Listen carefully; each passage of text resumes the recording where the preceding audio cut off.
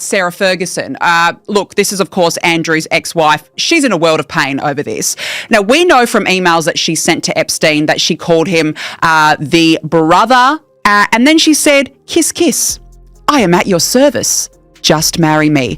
Even her daughters, they've been dragged in, including one exchange where an unnamed person mentions Eugenie's shagging weekend in an email to Epstein. I actually feel really sorry for her daughters. Everyone's talking about Sarah Ferguson's name appearing in the Epstein files. The photos with the convicted predator. The emails that suggest a romantic entanglement. But the most unsettling part isn't her friendship with Jeffrey Epstein at all. It's what he and Peter Mandelson quietly discussed when her world came crashing down. Buried in those emails is a single question that changes everything. Does she admit her medication abuse and then go into rehab? Not concern. Strategy, a way out. And once you see the decades-long pattern behind that question, it stops feeling like a random suggestion and starts feeling like a carefully constructed escape route. In this video, we're going to walk through the moment that destroyed Sarah Ferguson's reputation and the chilling email exchange that followed. Later, I'll take you back to 1986 to a scandal involving cocaine allegations that surfaced before she even married Andrew. We'll meet the spiritual healer who claims she'd been hooked on slimming pills since her teens.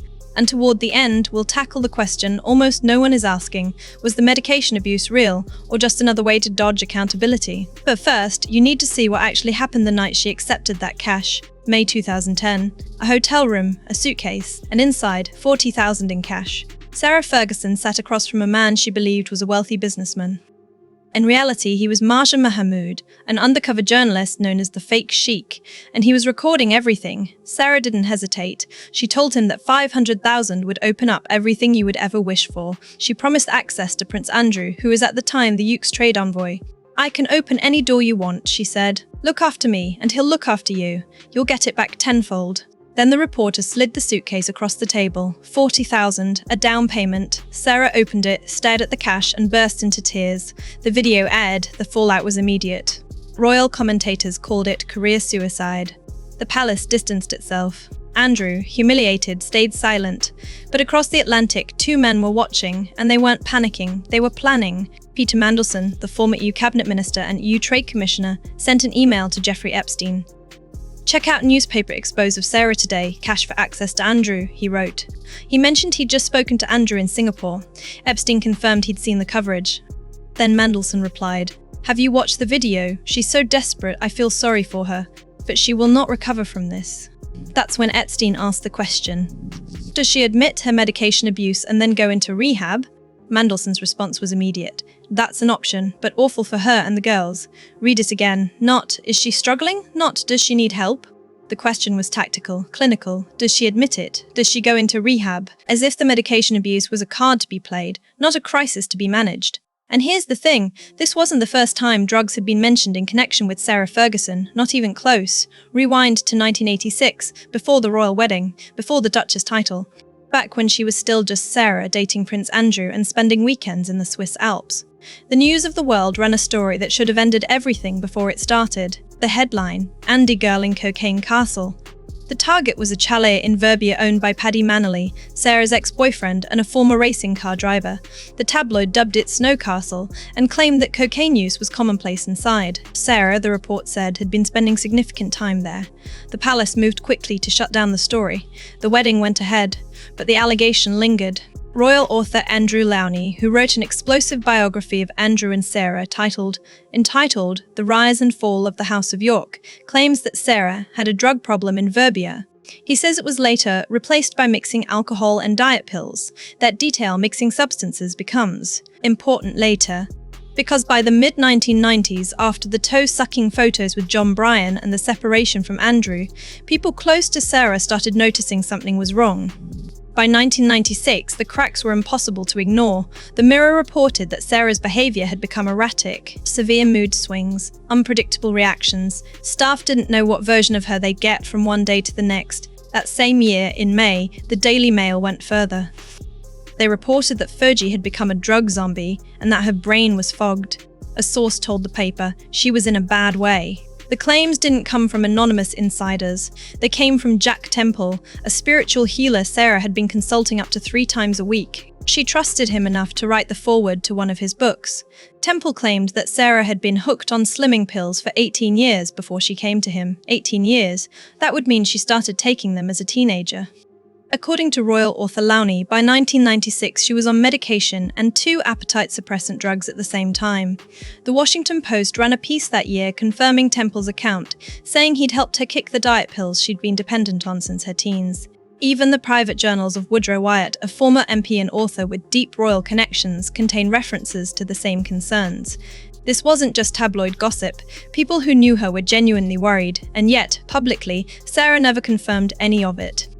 But years later, sitting across from Oprah Winfrey in the aftermath of the Cash for Access sting, she came as close as she ever would. She admitted to being addicted to food.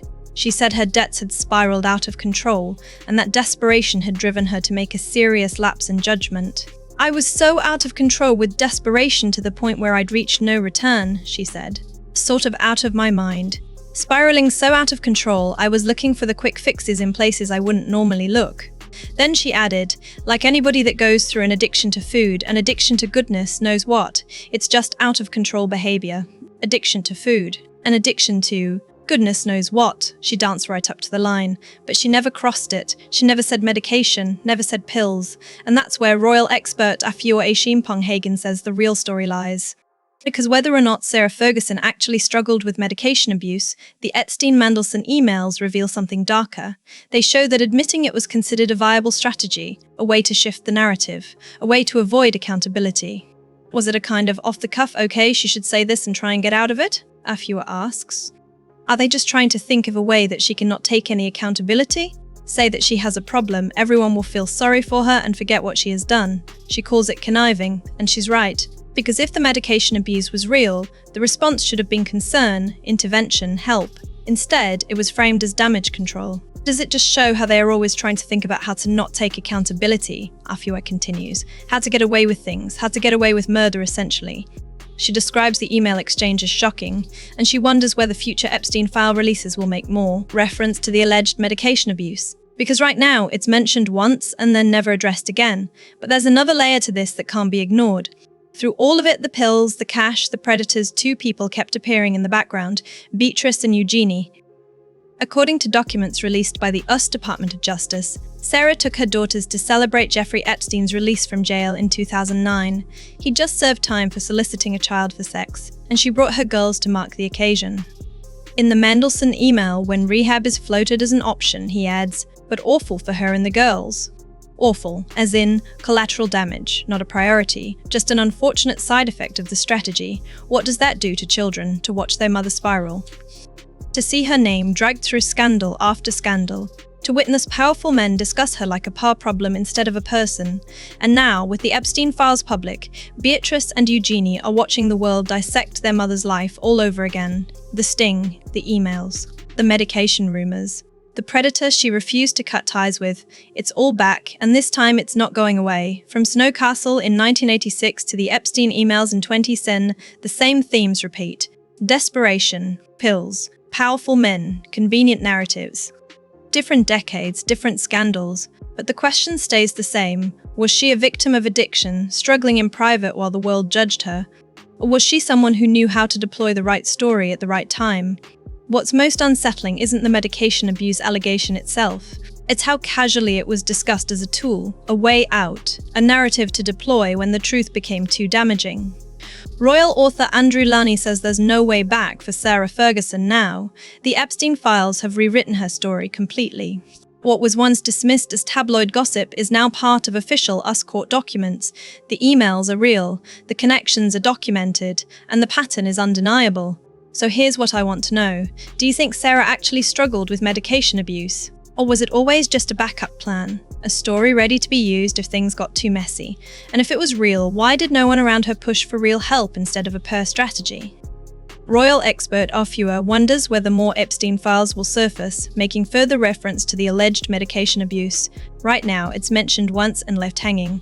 The full picture is still emerging, and if you want to stay ahead of the next drop, make sure you're subscribed, because this story isn't over yet.